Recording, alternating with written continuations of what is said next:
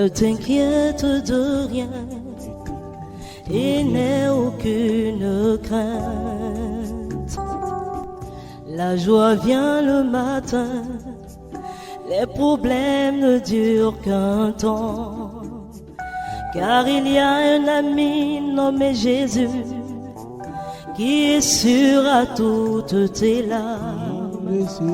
Shalom, bonjour. Merci beaucoup d'avoir cliqué sur ce canal encore. Merci beaucoup d'être toujours fidèle à ce canal, à ces enseignements, ce séminaire. Désolé de ne pas être fréquent parce que mon appareil a des problèmes. J'ai essayé d'employer d'autres méthodes, mais je n'ai pas pu réussir. C'est maintenant que je suis en train d'essayer de faire quelque chose. Ça fait plus d'un mois que j'ai mis en ligne quelque chose. Donc, comme nous sommes dans le moment de Pâques, je voudrais lancer quelque chose sur la puissance de la résurrection. La puissance de la résurrection. Comme nous savons que Jésus est ressuscité d'entre les morts, le fait d'être en vie, il n'est plus là au tombeau. Et Jésus-Christ qui est plus puissant après sa résurrection. Oui, donc la puissance de résurrection de Christ. Qu'est-ce que ça a à nous dire aujourd'hui?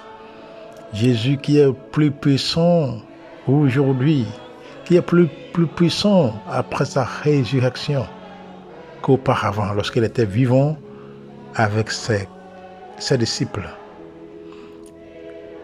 Et nous voulons voir un peu maintenant comme premier point, et comme parlant de la puissance de la résurrection de Christ.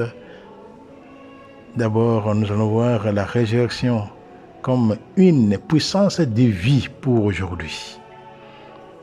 J'aime ce jeu de mots. Si le tombeau est plein, alors notre cœur reste vide, n'est-ce pas?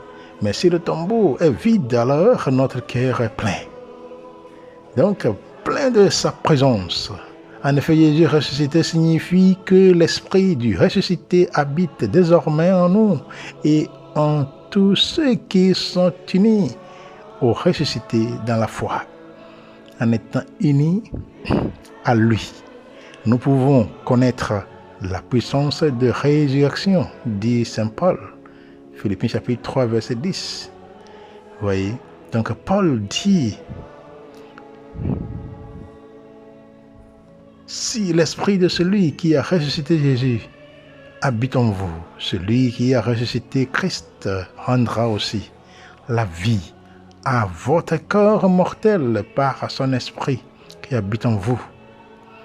Donc, il ne parle pas que de notre résurrection future. Oui, notre résurrection future. Nous sommes baptisés dans sa mort. Il faut que lorsque nous mourrons, nous ressuscitions avec lui. Donc il évoque l'action de Dieu dans nos vies aujourd'hui, cette puissance de vie par laquelle Dieu renouvelle et guérit dans notre présent. Cette puissance n'est pas que partielle, parce qu'elle se déploiera pleinement dans le futur, mais elle est déjà bien réelle et substantielle, car elle est entrée dans le monde actuel. Vous voyez, c'est bon de toujours penser à cette résurrection.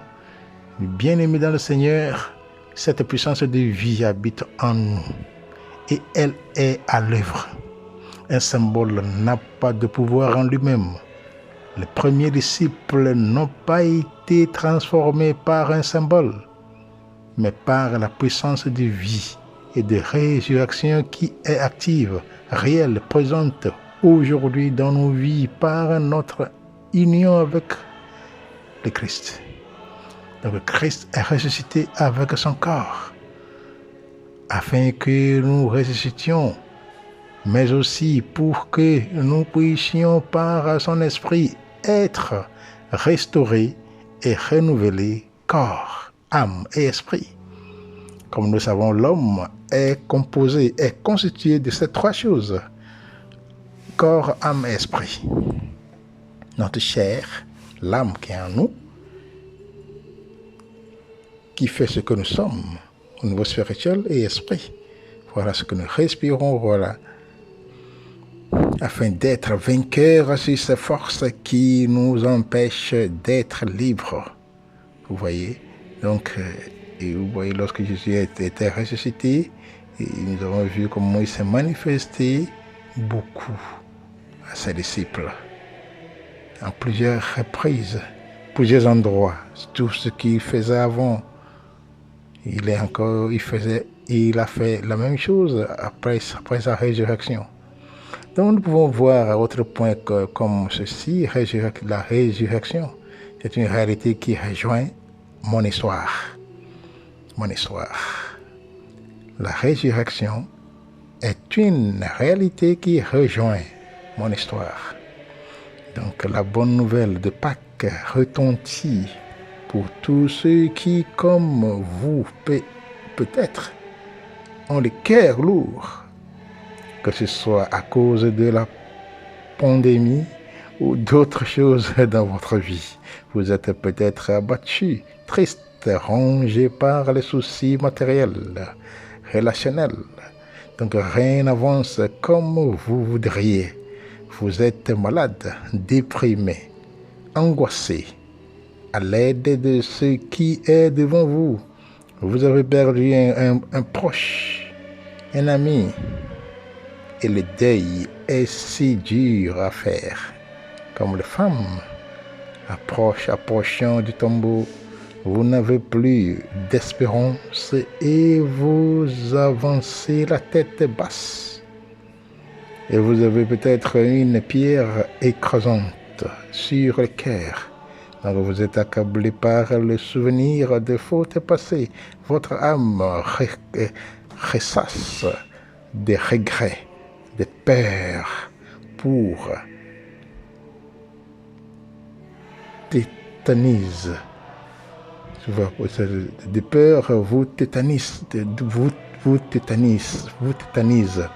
Donc vous arrivez comme elle, avec de faibles forces, devant une lourde pierre roulée depuis 3 jours. Oui, votre cœur est vide, vidé de tout espoir, joie, etc. Tout cela vous empêche de vous livrer à la joie de Pâques.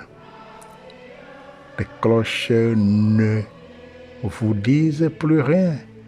Un message d'amour et d'espoir comme les autres et que vous pourriez trouver ailleurs ne vous suffisent pas ou plus. Donc la résurrection est de peu d'utilité si elle n'est qu'un simple symbole disant que le bien triomphera d'une manière ou d'une autre du mal. Si le tombeau est plein, alors notre cœur lui reste vide, notre foi est vide, notre espérance n'a aucun véritable objet. Pâques ne fait aucune différence, n'apporte aucun espoir, aucun changement, aucune nouvelle liberté. Aucune nouvelle liberté. Je ne sais pas ce que nous faisons ici. Voilà. Dans notre foi. Donc si Jésus-Christ n'a pas été ressuscité, donc notre foi est quoi? Est en vaine. Et pourtant chez Marie, Pierre et tous les autres apôtres, la peur s'est transformée en courage, le repli s'est transformé en audace, la tristesse s'est transformée en joie imprégnable, le deuil s'est transformé en louange. En 3 jours, ces personnes ont radicalement changé. Attention, je ne dis pas que la résurrection, croire en la résurrection fera que votre vie sera rose tout le temps, que tout ira bien. et que tout va se régler du jour au lendemain. Ce n'est pas cela que je dis. Et nous savons même que lorsque nous sommes en train de prier, lorsque nous sommes chrétiens, ce n'est pas parce que nous allons à l'église que tout sera rose, que tout sera réglé dans notre vie, que tous nos problèmes auront la solution. Ce n'est pas ça. Mais nous savons que lorsque nous sommes chrétiens, lorsque nous sommes dans le Seigneur, nous avons quelque chose qui nous pousse. Ce qui nous pousse à faire du bien, ce qui nous pousse à vivre, ce qui nous pousse à croire, ce qui nous pousse à aller de l'avant. Voilà, cette foi en un Dieu qui nous a créés, qui continue par nous créer, qui marche avec nous, qui est toujours à nos côtés, qui nous guide, qui nous illumine, qui nous inspire, pour que nous puissions aller de l'avant. Vous voyez? Donc je dis que si Jésus est ressuscité dans notre histoire, alors nous avons cette confiance qu'il peut aussi nous rejoindre dans notre histoire à nous, dans ce que nous vivons concrètement au quotidien, ce qui nous accable, nous lasse aujourd'hui, afin de redonner vie à ce que nous croyons mort en nous. Vous voyez, donc si Jésus est vivant, alors tout change pour nous. Ce que les premiers disciples ont vécu, nous pouvons aussi en faire l'expérience. Pourquoi pas? Vous voyez, donc même si nous parlons de la foi, c'est une expérience. Toujours, il faut vivre sa propre expérience. Il faut essayer de faire expérience avec Jésus-Christ, expérience de Dieu. Lorsqu'on fait expérience de Dieu, on sait de quoi on parle ici. Mais si on est là seulement, on ne fait pas expérience de Dieu, donc nous restons comme ça en l'air. Il faut essayer de faire cette expérience avec Jésus-Christ. Expérience de Dieu. Ce n'est pas parce que nous sommes fidèles au Seigneur que tout va bien se passer dans notre vie. Oui, il y aura des moments difficiles. Nous voyons la vie de Job. La vie de Job, c'est ça. Il craignait le Seigneur, il était noble, il était quelqu'un qui craignait, qui a la crainte de Dieu. Mais voilà, lorsque le malheur l'a accablé, ce n'est pas de la blague. Autre point que nous voulons voir rapidement, c'est la résurrection comme un événement historique. Donc la résurrection pose question. Parfois, elle est confondue avec la réincarnation. Mais elle n'a rien à voir avec cela. De son côté, la théologie libérale considère davantage la résurrection comme un symbole. Oui, c'est aussi un symbole, mais ce n'est pas que cela. Certains expliqueront que les disciples n'ont pas vu littéralement Jésus de leurs yeux, mais qu'ils ont expérimenté la présence continue de Jésus avec eux dans leur cœur. Et puis, certains diront, comment peut-on encore croire dans notre siècle, au XXIe siècle, à ce genre de choses? Car la science et la raison disent que quand on meurt, on se relève pas. Et voilà, non. Et ça, si on ne fait pas attention, on perd sa foi, on ne va même plus à l'église, on ne va même plus lire la Bible, on ne va même plus faire expérience de Dieu. Cela peut paraître fou, mais je crois que la résurrection est un événement qui s'est réellement passé dans l'histoire, dans l'espace-temps. Le troisième jour à Jérusalem, voilà, et Jésus a ressuscité. En effet, et pour peut-être voir quelques éléments, les disciples ont touché Jésus. Voilà, parler et manger avec lui après la résurrection. Voilà. Et il y a eu beaucoup de témoins oculaires. pour vérifier cela. Donc Jésus a fait la même chose qu'il faisait lorsqu'il était vivant avec ses disciples lorsqu'il était ressuscité. Vous voyez. Donc Paul va nous éclaircir un peu fin des actes des apôtres. Paul dira que la plupart de ces témoins étaient encore vivants et facilement accessibles. Revendiquer une résurrection aurait été impossible si les témoins n'avaient jamais existé.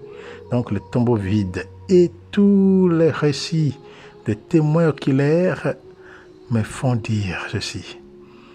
Soit Jésus est ressuscité, soit il n'est pas ressuscité. Il n'y a pas d'entre-deux possible. Il n'y a pas d'entre-deux possible. Vous ne pouvez pas dire qu'il est ressuscité en esprit, mais pas dans son corps. Vous ne pouvez pas tenir les deux choses ensemble. Jésus est revenu de la vie avec son corps au cœur de notre histoire. Si Jésus n'est pas ressuscité dans son corps au cœur de l'histoire, la résurrection n'a pas la même portée. Elle devient juste un mythe, une fable, un message avec une éthique d'amour et d'espoir parmi tant d'autres. Pour beaucoup donc, la résurrection est avant tout un récit qui veut mettre en avant le fait que le bien triomphera du mal et que par conséquent, nous sommes appelés à être bons les uns à l'égard des autres. Oui, mon frère, c'est aussi vrai, mais ce n'est pas que cela. Et puis, après tout, des fondateurs des religions apportent des messages avec des valeurs identiques. Vous voyez? Donc, on n'est pas là seulement ceux qui ont fondé des religions qui ont expérimenté le Seigneur, ont fait expérience de vie personnelle avec le Seigneur, disent beaucoup de choses concernant cela. Bon, voilà, si Jésus n'est pas ressuscité dans son corps, au cœur de l'histoire, la résurrection n'est pas portée. Voilà. C'est ce que nous avons dit maintenant, que la réflexion continue par se parfaire de jour en jour. Donc les disciples ont parcouru tout le monde romain pour annoncer Jésus vivant au risque de leur vie. Une nouvelle philosophie de vie n'aurait jamais à elle seule, mais la vie de beaucoup de personnes ainsi que le monde romain sens dessous si Jésus n'était pas réellement vivant. Bon, il y avait eu un journal des États-Unis qui a écrit que la résurrection de Jésus est la plus radicale des doctrines chrétiennes. Et donc les enseignements du Christ, sa compassion pour les autres et même sa mort trouveront des parallèles dans d'autres histoires et dans d'autres traditions religieuses. Cependant, pour aucun autre personnage historique, il n'a été revendiqué que Dieu l'a ressuscité. Voilà. Mais pour nous les chrétiens, Jésus-Christ est vivant, il est ressuscité. Mais voilà, ce à quoi bien, le pourquoi nous sommes en train de traiter ce terme ici aujourd'hui, c'est que Jésus-Christ, lorsqu'il était vivant, il faisait beaucoup de miracles, de prodiges, beaucoup de guérisons, de signes, ainsi de suite, n'est-ce pas? Mais il faut aussi dire que après sa résurrection, Jésus-Christ est plus fort, il est plus puissant que lorsqu'il était vivant avec ses disciples. Donc Jésus-Christ, avant sa passion, n'était pas fort, ou bien plus fort que Jésus-Christ après la passion et la résurrection. Donc Jésus est devenu fort. Partout où toute langue, peuple, nation proclame que Jésus-Christ est Seigneur, partout où c'est écrit, que ce soit lecture, que ce soit événement, que ce soit pratique, que ce soit oral, Jésus-Christ est là vivant. Il est là vivant au milieu de nous. Il est là vivant au milieu de nous. Donc nous sommes appelés à essayer d'avoir cette foi dans le Seigneur, croyant que lorsque nous disons qu'il est Seigneur, lorsque nous l'acclamons, lorsque nous prononçons son nom, il est là pour pouvoir nous sauver. Il sauve, c'est vrai. Il y a beaucoup de choses dans ce monde. Nous-mêmes, nous créons des scandales autour de nous, nous créons des problèmes autour de nous. Nous voulons que le Seigneur vienne nous aider à résoudre ces problèmes-là. L'homme crée problème pour l'homme. Ça veut dire que l'homme devient loup pour l'homme. Nous sommes en train de vivre dans ce monde aujourd'hui. Et le monde ancien, le monde d'aujourd'hui, c'est ça. L'homme qui haït l'homme qui ne veut pas l'homme, son prochain. L'homme qui fait du mal à son prochain. Mais Jésus-Christ est venu pour pouvoir nous sauver. Il est venu pour nous sauver de ce mal-là. De toutes ces attaques de nos frères et sœurs. Et Jésus-Christ est venu pour pouvoir nous sauver. Il est venu pour sauver l'homme. En sauvant l'homme, on sauve le monde. Parce que l'homme, c'est lui le centre du monde. C'est lui que Dieu a placé au centre du monde, Anthropos. Il est là pour pouvoir sauver la création, ce que Dieu veut pour l'humanité.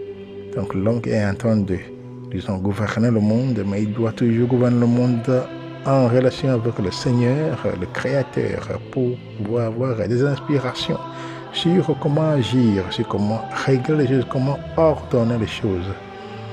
C'est comme ça que le monde est pour nous.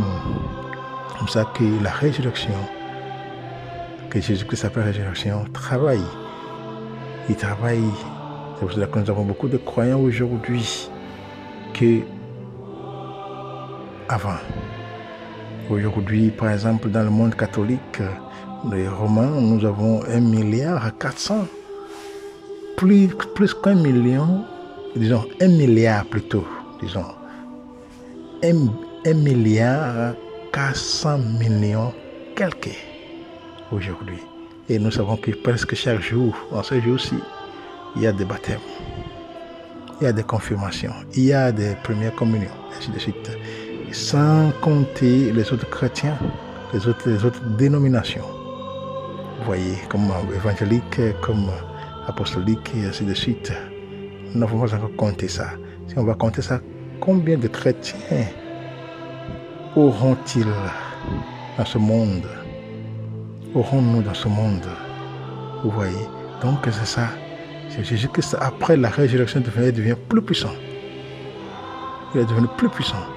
Il suffit seulement de mentionner son nom, voilà, on est sauvé. Il suffit seulement d'avoir la foi en son nom. On change l'eau en médicament. On change le sable en nourriture. On change tout. Le poison, on presse le poison, on mange, que ça devienne nourriture. Vous voyez? Donc, Jésus-Christ, après la résurrection, devient plus miraculeux. Il continue par guider l'histoire de l'homme. Il continue par guider notre histoire. Donc, nous qui sommes chrétiens, nous devons avoir cette foi intrépide en lui, une foi inébranlable dans le Seigneur, en espérant que lui-même vienne à notre rencontre, lui-même vienne nous sauver, lui-même vienne nous guérir, lui-même vienne nous sauver, que lui-même vienne nous débloquer dans tout ce qui nous bloque, que lui-même vienne nous exorciser, nous protéger, nous guérir, nous transformer, nous délivrer, nous restaurer, nous réparer, que lui-même vienne à notre secours.